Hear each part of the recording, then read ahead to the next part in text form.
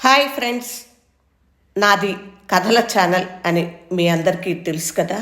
ఈరోజు కథకు సంబంధించిన ఒక ఆసక్తికరమైన విషయాన్ని మీకు తెలియజేస్తాను.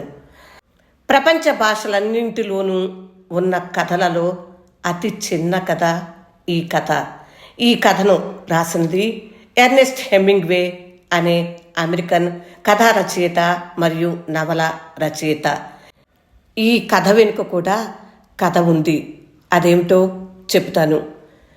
ఎర్నెస్ట్ హెమింగ్వే తన స్నేహితుల బృందంతో కూర్చుని పిచ్చాపాటి మాట్లాడుకుంటున్నారట. అతని స్నేహితుల్లో ఒక స్నేహితుడు అతనితో ఒక సవాల్ విసిరాడట.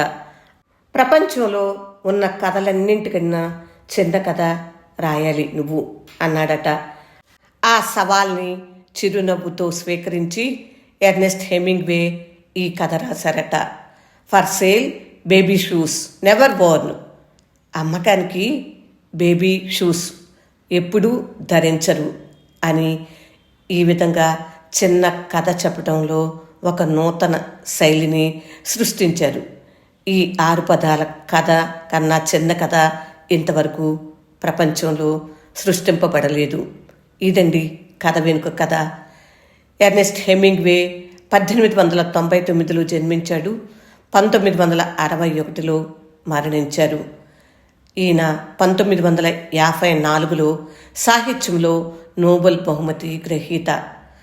నేనైతే ఆయన సృజించిన సాహిత్యం అంతా ఏమో కానీ ఈ చిన్న కథను రాసినందుకు, ఎవరు ఇంకా రాయలేనందుకు ఈ బహుమతి తప్పకుండా ఇవ్వాలి అనుకున్నాను. బాగుంది కదా, అతి చిన్న కథ వెనుక ఉన్న కథ. మీకు నచ్చిందా? నచ్చితే లైక్ చేయండి, షేర్ చేయండి. ఇలాంటి ఆసక్తికరమైన విశేషాలతో పాటు మంచి మంచి కథలను నా ఛానల్లో వినిపిస్తున్నాను. రండి, అక్కడ కథలను, కవిత్వాన్ని, మ్యూజిక్స్ని వినండి. మీ అభిప్రాయాల్ని తెలుపుతూ ఉండండి. ఎదురు చూస్తూ ఉంటాను. విభిన్న కథల సమాహారం వనజా తాటినేని. వింటున్నందుకు హృదయపూర్వక ధన్యవాదములు. నమస్తే.